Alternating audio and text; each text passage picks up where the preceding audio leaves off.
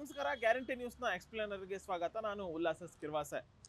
ಬೆಂಗಳೂರು ಅಂದ ತಕ್ಷಣ ಫಸ್ಟ್ ನೆನಪಿಗೆ ಬರುವಂಥದ್ದು ಇಲ್ಲಿನ ಟ್ರಾಫಿಕ್ ಆಗಿರ್ಬೋದು. ಪ್ರತಿನಿತ್ಯ ಹೆಚ್ಚಾಗ್ತಾ ಇರುವಂತಹ ವಾಹನಗಳ ದಟ್ಟಣೆಯಿಂದಾಗಿ ಒಂದು ಸ್ಥಳದಿಂದ ಮತ್ತೊಂದು ಸ್ಥಳಕ್ಕೆ ಹೋಗಬೇಕು ಅಂತಂದರೆ ಗಂಟೆಗಟ್ಟಲೆ ಸಮಯ ವ್ಯರ್ಥ ಆಗುತ್ತೆ. ಹೀಗಾಗಿನೇ ಬಹುತೇಕ ಜನರು ಸೋಷಿಯಲ್ ಮೀಡಿಯಾದಲ್ಲಿ ತಮ್ಮದೇ ಆದಂಥ ಒಂದು ಅಭಿಪ್ರಾಯವನ್ನು ವ್ಯಕ್ತಪಡಿಸಿದ್ದಾರೆ. ಅರ್ಧ ಕಿಲೋಮೀಟರ್ ಹೋಗಲಿಕ್ಕೆ 2 ಗಂಟೆ ನಾನು ವೆಯ್ಟ್ ಮಾಡಿದೆ. ಅದರಲ್ಲೂ ಪ್ರಮುಖವಾಗಿ ಬೆಂಗಳೂರಿನ ಹೊರವಲಯದಲ್ಲಿ ಅಂದರೆ ಬೆಂಗಳೂರಿನ ಔಟ್ಸ್ಕರ್ಟ್ಸ್ ಆಗಿರ್ಬೋದು, ಔಟರ್ ರಿಂಗ್ ರೋಡ್ನಲ್ಲಿ ಒಂದು ಕಿಲೋಮೀಟರ್ ಹೋಗಬೇಕು ಅಂತಂದರೆ ಗಂಟೆಗಟ್ಟಲೆ ಕಾಯಬೇಕಾದಂಥ ಒಂದು ಪರಿಸ್ಥಿತಿ ನಿರ್ಮಾಣ ಆಗಿದೆ.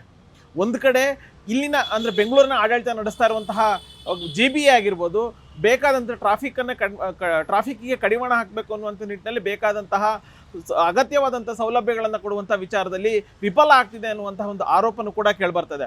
ಇದು ಒಂದು ಭಾಗ. ಆದರೆ ಮತ್ತೊಂದು ಭಾಗ, ರಾಜ್ಯ ಸರ್ಕಾರನೂ ಕೂಡ ಬೆಂಗಳೂರಿನ ಟ್ರಾಫಿಕನ್ನು ಕಡಿಮೆ ಮಾಡಬೇಕು ಅನ್ನುವಂಥ ನಿಟ್ಟಿನಲ್ಲಿ ಒಂದಷ್ಟು ಯೋಜನೆಗಳನ್ನು ಹಾಕ್ಕೊಳ್ತಾ ಇದೆ. ಆದರೆ ಅದು ನಿರ್ದಿಷ್ಟ ಅವಧಿಯಲ್ಲಿ ಮುಕ್ತಾಯ ಆಗದಿರೋ ಹಿನ್ನೆಲೆಯಲ್ಲಿ ಬೆಂಗಳೂರಿನಲ್ಲಿ ಬಹುತೇಕ ರಸ್ತೆಗಳು ಟ್ರಾಫಿಕ್ನಿಂದ ತುಳುಕ್ತಾ ಇದೆ ಅನ್ನುವಂಥ ಒಂದು ಅಭಿಪ್ರಾಯನೂ ಕೂಡ ಸಾರ್ವಜನಿಕ ವಲಯದಿಂದ ವ್ಯಕ್ತವಾಗ್ತಿದೆ. ಇದ್ರ ಜೊತೆಗೇನೆ ಬೆಂಗಳೂರಿನಲ್ಲಿರುವಂತಹ ರಸ್ತೆಗಳ ಗುಂಡಿ ಆಗಿರ್ಬೋದು, ಅವೈಜ್ಞಾನಿಕವಾಗಿ ನಡೀತಾ ಇರುವಂತಹ ಕಾಮಗಾರಿಗಳು ಕೂಡ ಬೆಂಗಳೂರಿನಲ್ಲಿ ಟ್ರಾಫಿಕ್ ಸಮಸ್ಯೆಗೆ ಪ್ರಮುಖವಾದಂಥ ಒಂದು ಕಾರಣ ಅನ್ನುವಂತಹ ಅಭಿಪ್ರಾಯ ಒಂದು ಭಾಗ. ಆದರೆ ಮತ್ತೊಂದು ಭಾಗದಲ್ಲಿ ರಾಜ್ಯದಲ್ಲಿ ಆಗಿರ್ಬೋದು, ಬೆಂಗಳೂರಿನಲ್ಲಿ ನಾವು ಇಡೀ ರಾಜ್ಯ ಅಂತ ನೋಡಿದಾಗ 100 ವೆಹಿಕಲ್ ರಾಜ್ಯದಲ್ಲಿ ರಿಜಿಸ್ಟರ್ ಆದರೆ ಅದರಲ್ಲಿ 90 ವೆಹಿಕಲ್ ಬೆಂಗಳೂರಿನಲ್ಲೇ ರಿಜಿಸ್ಟರ್ ಆಗುತ್ತೆ. ಅಂದರೆ 90% ವೆಹಿಕಲ್ಗಳು ಬೆಂಗಳೂರಿನಲ್ಲೇ ರಿಜಿಸ್ಟರ್ ಆಗ್ತಿರೋದ್ರಿಂದ ಈ ರೀತಿಯಾದಂಥ ಒಂದು ಟ್ರಾಫಿಕ್ ಸಮಸ್ಯೆ ಹೆಚ್ಚಾಗ್ತಿದೆ ಅನ್ನುವಂಥ ಒಂದು ಅಭಿಪ್ರಾಯನೂ ಕೂಡ ಸಾರ್ವಜನಿಕ ವಲಯದಲ್ಲಿ ಕೇಳಿಬರ್ತಾ ಇದೆ. ಸದ್ಯಕ್ಕೆ ಸಿಗ್ತಾ ಇರುವಂಥ ಮಾಹಿತಿ ಪ್ರಕಾರ ಒಂದು ತಿಂಗಳಲ್ಲಿ ಕನಿಷ್ಠ ಬೆಂಗಳೂರಿನಲ್ಲಿ 50,000 to 60,000 ವಾಹನಗಳು ರಸ್ತೆಯಲ್ಲಿ ಇಳಿತಾ ಇದ್ದಾವೆ. ಅಂದರೆ ಹೊಸ ವಾಹನಗಳು ರಿಜಿಸ್ಟ್ರೇಷನ್ ಆಗುವಂಥ ಕೆಲಸ ಆಗ್ತಾ ಇದೆ. ಅದರಲ್ಲೂ ಪ್ರಮುಖವಾಗಿ 80% ಅಂದರೆ 60,000 ವೆಹಿಕಲ್ಗಳು ರಿಜಿಸ್ಟರ್ ಆದರೆ ಅದರಲ್ಲಿ 90% ವೆಹಿಕಲ್ಗಳು 2 ವೀಲರ್ ಆಗುತ್ತೆ. ಇನ್ನು 6-7% ವಾಹನಗಳು ಅಂದರೆ 4 ವೀಲರ್ ಕಾರು ಈ ಥರದ ವಾಹನಗಳು ರಿಜಿಸ್ಟರ್ ಆಗುತ್ತೆ. ಉಳಿದಂಥ 4-5% ಬಸ್ ಆಗಿರ್ಬೋದು, ಆಟೋಗಳಾಗಿರ್ಬೋದು, ಇವೆಲ್ಲವೂ ಕೂಡ ರಿಜಿಸ್ಟರ್ ಆಗ್ತಾ ಇರುವಂಥದ್ದು. ಹೀಗಾಗಿನೇ ಬೆಂಗಳೂರಿನಲ್ಲಿ ಅಂದರೆ ಇಡೀ ಓವರಾಲ್ ನಾವು ಕರ್ನಾಟಕ ಅಂತ ನೋಡೋದಾದರೆ ಬೆಂಗಳೂರಿನಲ್ಲಿ 90% ವಾಹನಗಳು ಅಂದರೆ 60,000ಕ್ಕೂ ಹೆಚ್ಚು ವಾಹನಗಳು ಪ್ರತಿನಿತ್ಯ ಇಲ್ಲಿ ರಿಜಿಸ್ಟರ್ ಆಗ್ತಿರೋದ್ರಿಂದ ಒಂದಷ್ಟು ಟ್ರಾಫಿಕ್ ಸಮಸ್ಯೆ ಹೆಚ್ಚಾಗ್ತಿದೆ ಅನ್ನುವಂಥ ಒಂದು ಅಭಿಪ್ರಾಯ ಸಾರ್ವಜನಿಕ ವಲಯದಿಂದ ಕೇಳಿಬರ್ತಾ ಇರುವಂಥದ್ದು. ಅಂದರೆ ನಾನು ಒಂದು ಅಂಕಿಅಂಶನ ನಾನು ಹೇಳುವಂಥ ಪ್ರಯತ್ನವನ್ನು ಮಾಡ್ತೀನಿ. ಆಗಸ್ಟ್ ತಿಂಗಳಲ್ಲಿ ಅಂದರೆ ಆಗಸ್ಟ್ 2025ರಲ್ಲಿ ಬೆಂಗಳೂರು ಒಂದರಲ್ಲೇ ಸುಮಾರು 58,913 ವಾಹನಗಳು ರಿಜಿಸ್ಟರ್ ಆಗಿರುವಂಥದ್ದು. ಅದರಲ್ಲಿ ಕಾರು ಮತ್ತು ನಾನೀಗ 58,913 ವಾಹನಗಳೇನು ಹೇಳಿದೆ, ಅದರಲ್ಲಿ ಕಾರು ಮತ್ತು ದ್ವಿಚಕ್ರ ವಾಹನಗಳ ಸಂಖ್ಯೆನೇ ಅತಿ ಹೆಚ್ಚು ಇರುವಂಥದ್ದು. ಇನ್ನು ಒಟ್ಟು ಓವರಾಲ್ ನಾವು ನೋಡ್ತಾ ಹೋಗೋದಾದರೆ ಬೆಂಗಳೂರಿನಲ್ಲಿ ಸುಮಾರು 1,20,00,000 ವಾಹನಗಳು ರಸ್ತೆಯಲ್ಲಿ ಇಳಿತಾ ಇರೋದ್ರಿಂದ ಬೆಂಗಳೂರಿನ ರಸ್ತೆಗಳ ಗಾತ್ರ ಚಿಕ್ಕದಾಗಿದೆ, ವಾಹನಗಳ ದಟ್ಟಣೆ ಹೆಚ್ಚಾಗ್ತಾ ಇದೆ. ವಾಹನಗಳ ಪ್ರತಿನಿತ್ಯ ರಸ್ತೆ ಮೇಲೆ ಇಳಿತಾ ಇರುವಂಥ ವಾಹನಗಳ ಸಂಖ್ಯೆ ಹೆಚ್ಚಾಗ್ತಿರೋ ಹಿನ್ನೆಲೆಯಲ್ಲಿ ಬೆಂಗಳೂರಿನ ಯಾವ ಭಾಗದಲ್ಲಿ ನೋಡಿದರೂ ಕೂಡ ನಾವು ಟ್ರಾಫಿಕ್ ಸಮಸ್ಯೆಯನ್ನು ಕಾಣ್ಬೋದಾಗುತ್ತೆ. ಅಂದರೆ ಒಂದಷ್ಟು ಅಂಕಿಅಂಶಗಳನ್ನು, ಒಂದಷ್ಟು ಮಾಹಿತಿಗಳನ್ನು ಯಾಕೆ ಬೆಂಗಳೂರಿನಲ್ಲಿ ಈ ರೀತಿಯಾದಂಥ ಒಂದು ಟ್ರಾಫಿಕ್ ಸಮಸ್ಯೆ ಆಗ್ತಾ ಇದೆ ಅನ್ನುವಂಥದ್ದನ್ನು ನಾವು ನೋಡ್ತಾ ಹೋಗೋದಾದರೆ ಬೆಂಗಳೂರಿನಲ್ಲಿರುವಂತಹ ರಸ್ತೆಗಳಿದಾವಲ್ಲ ಅವು ವಾಹನಗಳ ದಟ್ಟಣೆಯನ್ನು ಕಂಟ್ರೋಲ್ ಮಾಡುವಂಥ ನಿಟ್ಟಿನಲ್ಲಿ ಅದರ ಸಾಮರ್ಥ್ಯ ಕಡಿಮೆ ಇದೆ ಅನ್ನುವಂಥ ಒಂದು ಅಂಶ. ಅಂದರೆ ಸುಮಾರು 100 ಫೀಟ್ ರೋಡ್, 40 ಫೀಟ್ ಆಗಿರ್ಬೋದು, 50 ಫೀಟ್ ಆಗಿರ್ಬೋದು, ರೋಡ್ ವಿಡ್ತ್ ಏನಿದೆ ಅದನ್ನಕ್ಕೆ 2 ಪಟ್ಟು 3 ಪಟ್ಟು ವಾಹನಗಳು ಆ ಒಂದು ರಸ್ತೆಯಲ್ಲಿ ಓಡಾಟವನ್ನು ಮಾಡ್ತಿರೋದ್ರಿಂದ ಟ್ರಾಫಿಕ್ ಸಮಸ್ಯೆಗೆ ಪ್ರಮುಖವಾದಂಥ ಕಾರಣ ಅನ್ನುವಂಥದ್ದು ಒಂದು ಮಾಹಿತಿ. ಇದ್ರ ಜೊತೆಗೆ ಬಹುತೇಕ ರಸ್ತೆಗಳಲ್ಲಿ ನಾವು ನೋಡ್ತಾ ಹೋಗೋದಾದರೆ ಎಲ್ಲಿ ಬೇಕಲ್ಲಿ ಪಾರ್ಕಿಂಗನ್ನು ಮಾಡುವಂಥ ಕೆಲಸ ಆಗುತ್ತೆ. ಅವೈಜ್ಞಾನಿಕವಾಗಿ ಪಾರ್ಕಿಂಗ್ ಮಾಡ್ತಿರುವಂಥದ್ದು ಕೂಡ ಇಲ್ಲಿ ಟ್ರಾಫಿಕ್ ಸಮಸ್ಯೆಗೆ ಪ್ರಮುಖವಾದಂಥ ಒಂದು ಕಾರಣ. ಮತ್ತೊಂದು ಕಾರಣ ನಾವು ನೋಡ್ತಾ ಹೋಗೋದಾದರೆ ಬಹುತೇಕ ಜನರು BMTC ಬಸ್ಗಳಾಗಿರ್ಬೋದು, ಸರ್ಕಾರಿ ಅಂದರೆ ಸಾರಿಗೆ ವ್ಯವಸ್ಥೆ ಏನಿದಾವಲ್ಲ ಅವನ್ನು ಬಳಕೆ ಮಾಡುವಂತಹ ವಿಚಾರದಲ್ಲಿ ಇಂಟ್ರೆಸ್ಟನ್ನು ತೋರಿಸ್ತಾ ಇಲ್ಲ. ಖಾಸಗಿ ವಾಹನಗಳನ್ನು, ತಮ್ಮದೇ ಆದಂಥ ವಾಹನಗಳನ್ನು ಅತಿ ಹೆಚ್ಚು ಬಳಕೆ ಮಾಡ್ತಿರೋದು ಕೂಡ ಟ್ರಾಫಿಕ್ ಸಮಸ್ಯೆಗೆ ಪ್ರಮುಖವಾದಂಥ ಒಂದು ಕಾರಣ ಅನ್ನುವಂಥದ್ದು. ಅಂದರೆ ಬಹುತೇಕ ಜನರು ಸರ್ಕಾರಿ ವಾಹನಗಳನ್ನು ಬಳಕೆ ಮಾಡೋದಿಲ್ಲ, ಅದರ ಬದಲಾಗಿ ಖಾಸಗಿ ವಾಹನಗಳನ್ನು ಬಳಕೆ ಮಾಡ್ತಿರುವಂಥದ್ದು ಕೂಡ ಟ್ರಾಫಿಕ್ ಸಮಸ್ಯೆಗೆ ಮೊದಲ ಪ್ರಮುಖವಾದಂಥ ಇನ್ನೊಂದು ಕಾರಣ ಅನ್ನುವಂಥದ್ದು ಕೂಡ ಚರ್ಚೆ ಆಗ್ತಾ ಇದೆ. ಇದ್ರ ಜೊತೆಗೆ ನಾವು ಬೇರೆ ಬೇರೆ ಭಾಗಗಳನ್ನು ನೋಡ್ತಾ ಹೋಗೋದಾದರೆ, ಬೇರೆ ಬೇರೆ ನಗರಗಳನ್ನು ನೋಡ್ತಾ ಹೋಗೋದಾದರೆ ಬೆಂಗಳೂರನ್ನು ಹೊರತುಪಡಿಸಿ ಉಳಿದಂತಹ ಟೈರ್ 2 ಸಿಟೀಸ್ಗಳೇನಿದ್ದಾವೆ ಅವು ವೈಜ್ಞಾನಿಕವಾಗಿ ಬೆಳೀತಾ ಇರುವಂಥದ್ದು. ಅಂದರೆ ಬೆಂಗಳೂರು ಅಂತ ಬಂದಾಗ BMP ಇತ್ತು, ಅದು BBMP ಆಯಿತು, ಇದೀಗ GBA ಆಗಿದೆ. ಅಂದರೆ BBMP ಆದಂಥ ಸಂದರ್ಭದಲ್ಲಿ ಬೆಂಗಳೂರು ನಿರೀಕ್ಷೆಗೂ ಮೀರಿ ಬೆಳೆಯುವಂಥ ಕೆಲಸ ಆಯಿತು. ಹೀಗಾಗಿನೇ ವೈಜ್ಞಾನಿಕವಾಗಿ ಬೆಂಗಳೂರು ಬೆಳೆಯಲಿಲ್ಲ, ಅವೈಜ್ಞಾನಿಕವಾಗಿ ಬೆಳೆದಂತಹ ಬೆಂಗಳೂರಿನಲ್ಲೂ ಕೂಡ ಈ ರೀತಿಯಾದಂಥ ಒಂದು ಟ್ರಾಫಿಕ್ ಸಮಸ್ಯೆಗೆ ಪ್ರಮುಖವಾದಂತಹ ಕಾರಣ ಅನ್ನುವಂಥದ್ದು. ಜೊತೆಗೆ ಇಲ್ಲಿ ಆಗ್ತಾ ಇರುವಂತಹ ಬಹುತೇಕ ಕಾಮಗಾರಿಗಳಾಗಿರ್ಬೋದು, ಯೋಜನೆಗಳು ಇವೆಲ್ಲವೂ ಕೂಡ ತ್ವರಿತಗತಿಯಲ್ಲಿ ಆಗ್ತಾ ಇಲ್ಲ.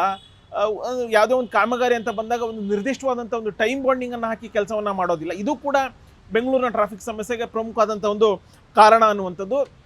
ಈಗಾಗಲೇ ಮೆಟ್ರೋ ಯೆಲ್ಲೋ ಲೈನಲ್ಲಿ ನಾವು ನೋಡ್ತಾ ಹೋಗೋದಾದರೆ ಅಲ್ಲಿ ಡಬಲ್ ಡೆಕ್ಕರ್ ಫ್ಲೈಓವರ್ನ ನಿರ್ಮಾಣ ಮಾಡಿದೆ ರಾಜ್ಯ ಸರ್ಕಾರ.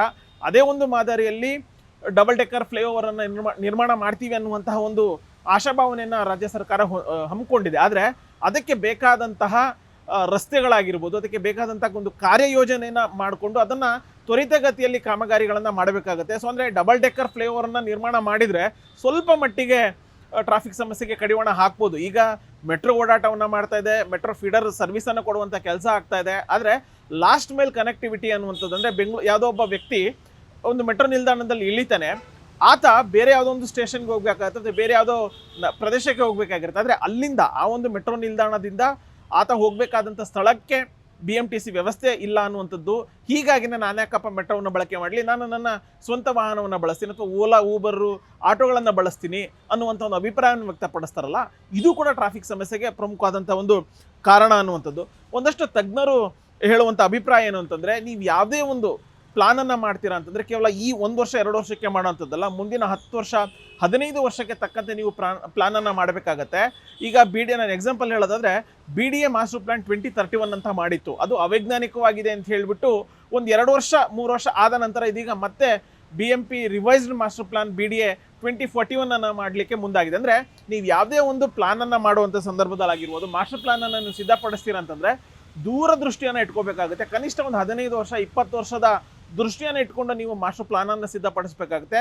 ಸೊ ಆ ರೀತಿ ಆದಾಗ ಸಮಸ್ಯೆಗಳೇನಾದರೂ ಟ್ರಾಫಿಕ್ ಸಮಸ್ಯೆ ಏನಾಗುತ್ತಲ್ಲೋ ಅದಕ್ಕೆ ಕಡಿವಾಣ ಹಾಕಲಿಕ್ಕೆ ಕೊಂಚ ಮಟ್ಟಿನ ಅನುಕೂಲ ಆಗುತ್ತೆ ಅನ್ನುವಂಥ ಒಂದು ಅಭಿಪ್ರಾಯವನ್ನು ತಜ್ಞರು ವ್ಯಕ್ತಪಡಿಸಿದ್ದಾರೆ. ಇದ್ರ ಜೊತೆಗೆ ಬಹುತೇಕ ಜನರು ಅಂದರೆ ಒಂದು ರಸ್ತೆಯನ್ನು ನಾವು ತಗೊಂಡ್ರೆ 100 ವೆಹಿಕಲ್ಗಳು ಪಾಸ್ ಆಗ್ತವೆ, ಅದರಲ್ಲಿ 70 ವೆಹಿಕಲ್ಗಳು ಖಾಸಗಿ ವಾಹನಗಳಾಗುತ್ತೆ. ನಾನು ಆಗಲೇ ಹೇಳದಂತೆ ಸ್ವಂತ ಬೈಕ್ ಆಗಿರ್ಬೋದು ಅಥವಾ ಕಾರ್ಗಳಾಗಿರ್ಬೋದು, ಈ ರೀತಿಯಾದಂತಹ ಸ್ವಂತ ವಾಹನಗಳನ್ನು ಬಳಕೆ ಮಾಡುವಂತಹ ಸಂಖ್ಯೆ ಹೆಚ್ಚಾಗುತ್ತೆ. ಅಂದರೆ 100 ವೆಹಿಕಲ್ ಪಾಸ್ ಆದರೆ 70ರಿಂದ 80 ವೆಹಿಕಲ್ಗಳು ಖಾಸಗಿ ವಾಹನಗಳಾಗಿರುತ್ತೆ. ಅಂದರೆ ಸಾರಿಗೆ ವಾಹನಗಳನ್ನು ಬಳಕೆ ಮಾಡುವಂಥದ್ದು, ಸರ್ಕಾರಿ ವಾಹನಗಳನ್ನು ಬಳಕೆ ಮಾಡುವಂತಹ ಪ್ರಮಾಣ ಕಡಿಮೆ ಆಗ್ತಿದೆ. ಸೊ ಅದನ್ನು ಹೆಚ್ಚಳ ಮಾಡಿದರೆ ಆಟೋಮೆಟಿಕಲಿ ಟ್ರಾಫಿಕ್ ಸಮಸ್ಯೆಗೆ ಕಡಿವಾಣ ಹಾಕ್ಬೋದು ಅನ್ನುವಂತಹ ಒಂದು ಅಭಿಪ್ರಾಯ ವ್ಯಕ್ತವಾಗ್ತಿದೆ. ಇದ್ರ ಜೊತೆಗೆ ಈಗ ಇನ್ನೊಂದಿಷ್ಟು ತಜ್ಞರ ಅಭಿಪ್ರಾಯವನ್ನು ವ್ಯಕ್ತಪಡಿಸ್ತಿರುವಂಥದ್ದು, ಈಗಿರುವಂಥ ಟ್ರಾಫಿಕ್ ಸಮಸ್ಯೆಯನ್ನು ನೀವು ಕಂಟ್ರೋಲ್ ಮಾಡಲಿಲ್ಲ ಅಂತಂದರೆ, ಅದಕ್ಕೆ ಬೇಕಾದಂತಹ ಪರ್ಯಾಯ ವ್ಯವಸ್ಥೆಯನ್ನು ಮಾಡ್ಕೊಂಡಿಲ್ಲ ಅಂತಂದರೆ ಬೆಂಗಳೂರಿನಲ್ಲಿ ಮುಂದಿನ ದಿನಗಳಲ್ಲಿ ಇಲ್ಲಿನ ಜನಸಂಖ್ಯೆ 1,40,00,000 ಏನಿದೆ, ಅದರ 3 ಪಟ್ಟು 4 ಪಟ್ಟು ವಾಹನಗಳು ಕೂಡ ಹೆಚ್ಚಾಗುವಂಥ ಸಾಧ್ಯತೆಗಳಿದಾವೆ. ಅಂದರೆ ನಾವು ಕಣ್ಣು ಹಾಯಿಸಿದಷ್ಟು ಮನುಷ್ಯರು ಕಾಣೋದಿಲ್ಲ, ಅದ್ರ ಬದಲಾಗಿ ವಾಹನಗಳೇ ಕಾಣುತ್ತೆ ಅನ್ನುವಂಥ ಒಂದು ಆತಂಕವನ್ನು ಕೂಡ ವ್ಯಕ್ತಪಡಿಸ್ತಿದ್ದಾರೆ. ಸೊ ಇದಕ್ಕೆ ಬ್ರೇಕ್ ಹಾಕಲಿಲ್ಲ ಅಂತಂದರೆ ಮುಂಬರುವಂಥ ದಿನಗಳಲ್ಲಿ ಅಥವಾ ಮುಂಬರುವಂಥ ವರ್ಷಗಳಲ್ಲಿ ಬೆಂಗಳೂರಿನಲ್ಲಿ ಜೀವನವನ್ನು ನಡೆಸೋದೇ ಕಷ್ಟ ಅನ್ನುವಂಥ ಒಂದು ಅಭಿಪ್ರಾಯ ಸಾರ್ವಜನಿಕ ವಲಯದಿಂದ ಕೇಳಿ ಬರ್ತಾ ಇದೆ. ಸೊ ಅಂತಿಮವಾಗಿ ತಜ್ಞರು ಆಗಿರ್ಬೋದು ಅಥವಾ ಸರ್ಕಾರ ಆಗಿರ್ಬೋದು, ಬೇರೆ ಬೇರೆ ಎಕ್ಸ್ಪರ್ಟ್ಸ್ಗಳು ಹೇಳ್ತಾ ಇರುವಂಥದ್ದು, ಸಾರಿಗೆ ವ್ಯವಸ್ಥೆಯನ್ನು ನೀವು ಬಲಪಡಿಸಿ ಸರ್ಕಾರಿ ವಾಹನಗಳನ್ನು ಅತಿ ಹೆಚ್ಚು ಬಳಕೆ ಮಾಡುವಂತಹ ನಿಟ್ಟಿನಲ್ಲಿ ಒಂದು ಜಾಗೃತಿಯನ್ನು ಮೂಡಿಸಿ ಅನ್ನುವಂತಹ ಒಂದು ಅಭಿಪ್ರಾಯವನ್ನು ವ್ಯಕ್ತಪಡಿಸಿದ್ದಾರೆ. ಸೊ ಆ ನಿಟ್ಟಿನಲ್ಲಾದರೂ ಬೆಂಗಳೂರಿನಲ್ಲಿ ಈ ರೀತಿಯಾದಂಥದ್ದು ಮಾಸ್ಟರ್ ಪ್ಲಾನ್ ಆಗಿರ್ಬೋದು, ಸಲಹೆಗಳನ್ನು ಸರ್ಕಾರ ಅಥವಾ GB ಪರಿಗಣಿಸಿದ್ದೇ ಆದಲ್ಲಿ ಮುಂಬರುವಂಥ ದಿನಗಳಲ್ಲಿ ಬೆಂಗಳೂರಿನ ಟ್ರಾಫಿಕ್ ಸಮಸ್ಯೆಯನ್ನು ಕಡಿಮೆ ಮಾಡೋದ್ರಲ್ಲಿ ಎರಡು ಮಾತಿಲ್ಲ ಅಂತ ಹೇಳ್ಬೋದು. ಗ್ಯಾರಂಟಿ ನ್ಯೂಸ್, ಸುದ್ದಿ ಖಚಿತ, ನ್ಯಾಯ ನಿಶ್ಚಿತ.